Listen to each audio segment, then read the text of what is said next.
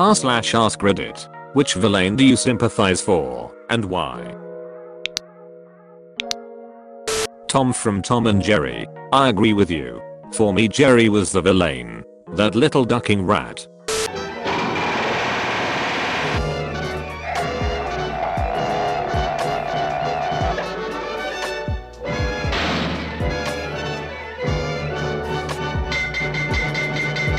Thanos from the Avengers. I don't know why, but the first time I watched it I hated him, but when I rewatched it, I was just like, huh, he was just trying to help out the world. Like he got rid of half of everyone equally. He stated that he did this to another planet because it was so poor, and once he got rid of half of the planet, there was more supplies and food for everyone.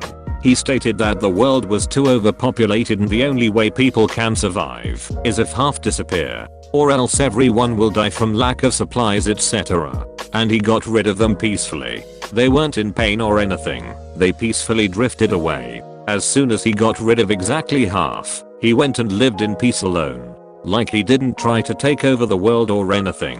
He literally was trying to save people. If you were to pay attention to his reasons, they honestly make sense. But that's just my view on it. Frankenstein's monster.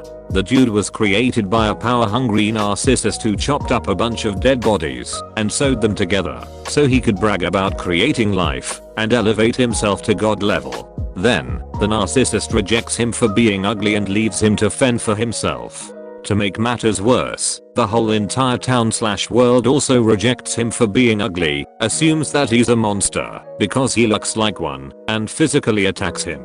He eventually takes shelter near an isolated cottage inhabited by a family. He befriends the blind father and does favors for the family. He grows fond of them and feels like he finally has found people willing to accept him, but the rest of the family were afraid of him, and one day, he finds out that they fled their home.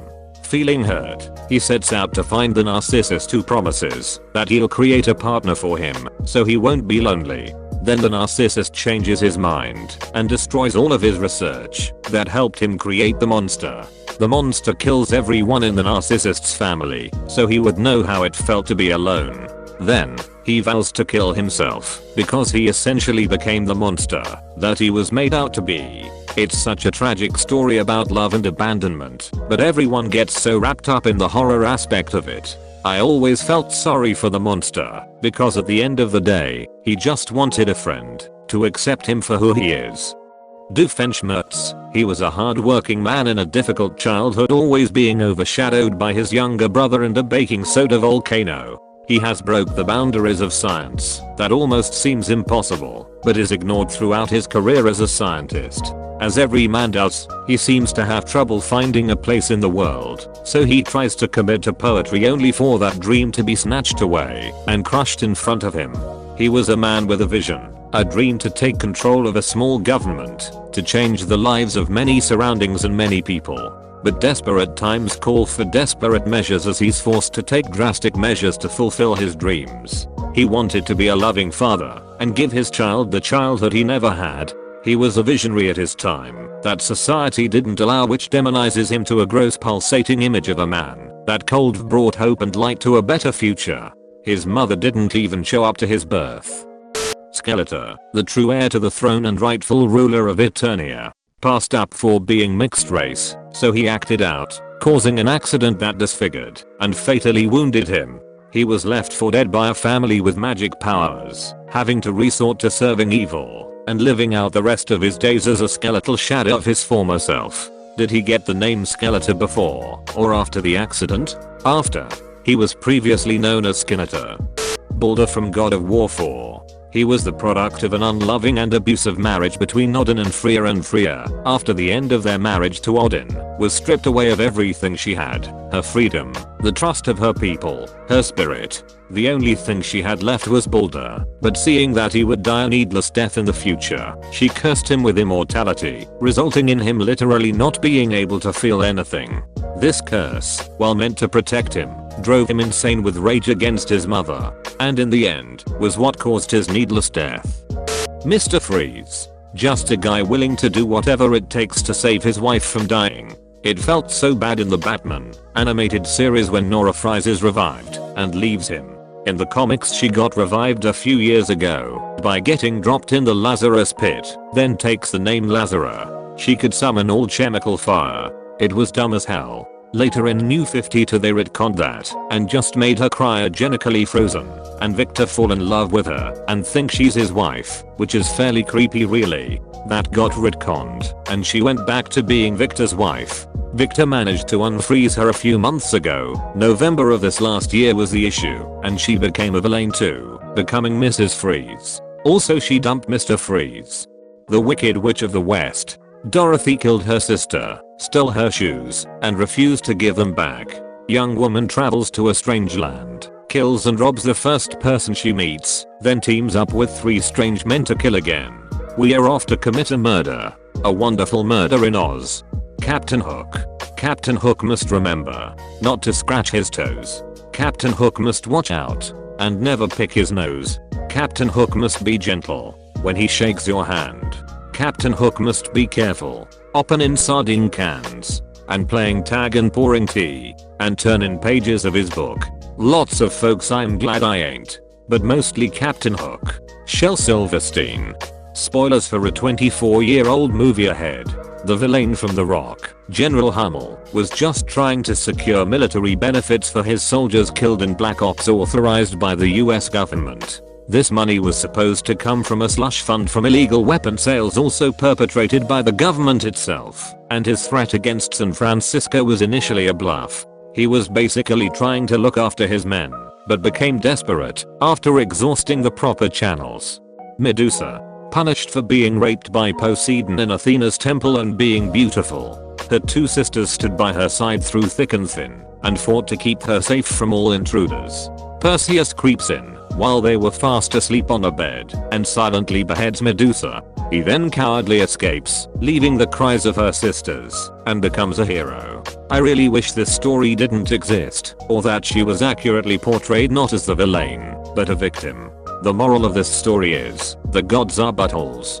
Dr. Octopus. Otto Octavius is just as smart as Peter Parker or Tony Stark, but because he grew up in an abusive home, he never learned enough confidence to be endearing like these two, and no matter how much he applied himself, other geniuses kept belittling him and brushing him aside as an uncharismatic lame-ass nerd. Basically, he's a version of Peter Parker that didn't have a social support network and turned evil due to years of being unappreciated and having his work constantly overshadowed. Invaderism. I just want him to win so badly because I want every single member of his species, including the tallest, to realize he is somewhat capable, although he is at times his own worst enemy. Also Doofenshmirtz because despite his increasingly tragic backstories he was an amazing father to Vanessa. Zim even put the fires out after Operation Impending Doom 1. Hades from Disney's Hercules. Pretty shit that he got the underworld while his brothers got sky and sea. It irritates me that just about every depiction of Hades has him as a villain.